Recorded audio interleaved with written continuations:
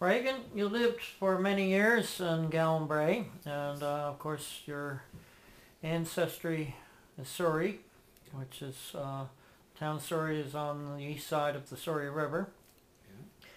Yeah. Knowing that you had a great interest in the history of the area, can you share with us some of your findings over the years? Yes.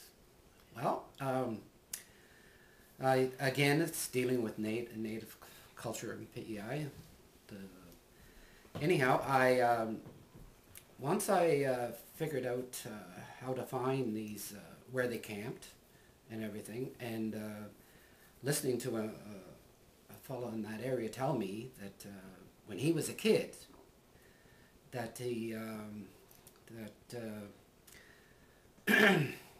there was native people camped right on your property down here, and they were making baskets again and clothesline poles. They sold clothesline poles to everybody around. That was a big thing. Anyhow, so I figured I'll go looking again because I believe most people tell the truth when they're telling things like that. It's true, you know. Anyhow, so I went looking, and it took me a while, but I found again historic old pots and stuff like this. Then I found where they were buried, and it's very interesting. They used headstones just like we did. They weren't marked. Most of them weren't marked at all, but they'd have two headstones, one at the foot and one at the head. And if it was a child, they'd only be 2 or 3 feet apart.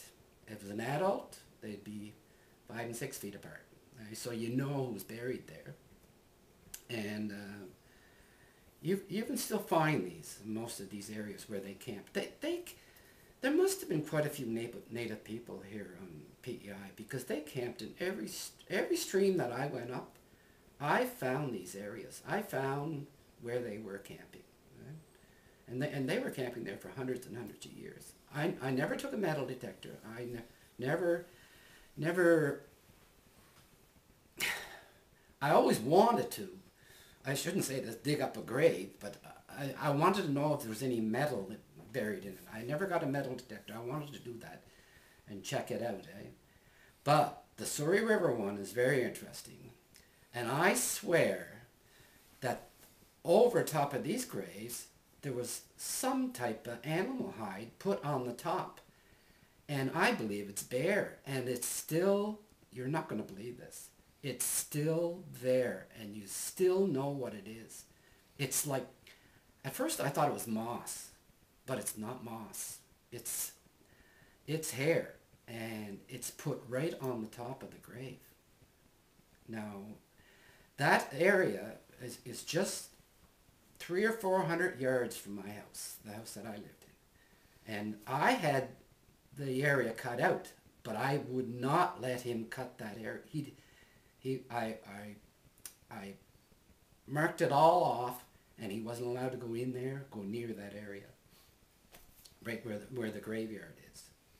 Anyhow, I also found up there by the springs, there's, oh my God, there's hundreds of springs up the river. And up there, there's a stone, but it has moss on it. But if you clear the moss off, you can see it's all grooved out, this big island sandstone. They scrubbed their clothes on there. That's where they did the laundry. The women did their laundry on this rock, right? And you can tell it's all dug out, and it's up by the big springs up there. And about halfway to the big springs, there's another area where they camped up there. And anyhow, there's 2 or 3 different places. They were there because that river had lots of salmon in it. Right? Back then, it had salmon. I mean, they were there for the food. It was there for the food source, eh? And I think and how they dug out their sleeping quarters and everything, that tells me they were there summer and winter. Right? They were dug in for the winter. And contrary to what some people believe, that the native population just come over here for the summer and went back there during the winter, to me that is dead wrong, because we had everything here. We had deer, moose, elk. We even had elk here, caribou. But we had all these animals here. And why would we travel back and forth over there? They're living right in an area where there's clam beds. The food source is great here. I can't see it.